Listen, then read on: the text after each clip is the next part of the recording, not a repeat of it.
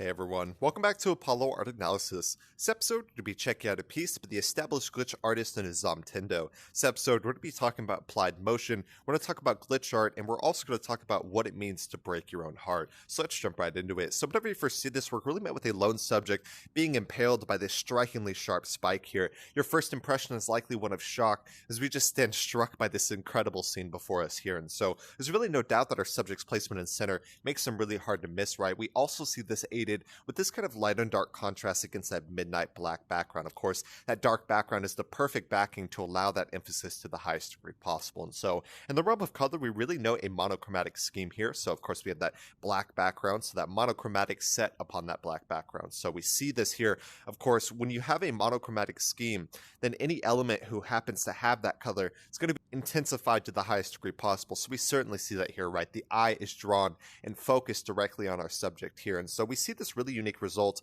of course, this texture provided by the classic CRT method of display that is cathode ray tube. This really classic method of display, whether it's TVs or screen-based devices. And so all in all, this texture does feel rather harsh. Of course, you look rather here, you can see the individual pixels. It is quite harsh as resolution is easily noticed. And so we see our subject's posture here. It's clear, it looks quite fatal in final impression, right? We also see this sense of implied motion in a few different ways, right? Not only do we have this kind of curved motion as if they're falling down, there's also this kind of aura of tracers that looks as if our subject is being kind of translated. So we see this tracer implying motion as such a fatal pose is seen before us here. So we also see this, of course, they look like they're being impaled by some type of spike.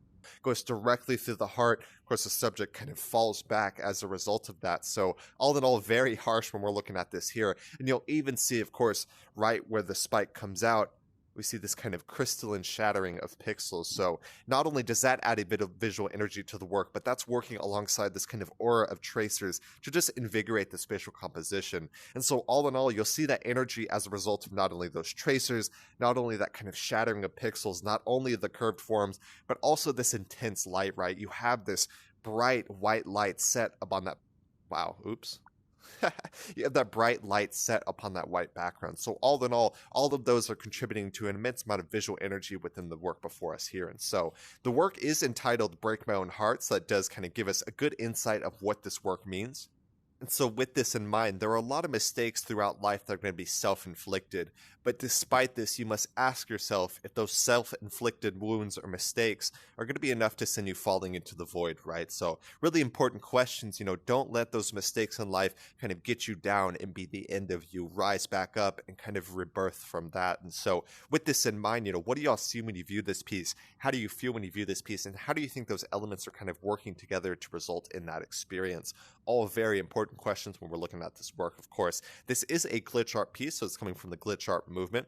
And artists within the glitch art movement are always trying to deliberately distort a digital display, whether that's kind of changing the text file to make a picture distorted, whether that's going into Photoshop to create this kind of motion blur. There's so many different things you could point to, but all in all, the glitch art movement has seen quite a bit of rise, especially in the past decade. And so I believe this was an edit in Photoshop, so the artist does post quite a bit of kind of tutorials of how to make glitch art in Photoshop. So that's kind of the inference that I get from here. I believe this was created in Adobe Photoshop. So I hope today, like I said, the original artist is going to be Zombtendo. If y'all enjoyed this original work, go check out the original artist doing some absolutely amazing stuff in the glitch art movement. And so really hope y'all enjoyed today. We talked about texture, intensity of light, talked about, self-inflicted mistakes, the glitch art movement, so many different things really talked about today. So I hope y'all enjoyed. My name is Apollo. This was Apollo Art Analysis, and I'll see y'all on the next episode.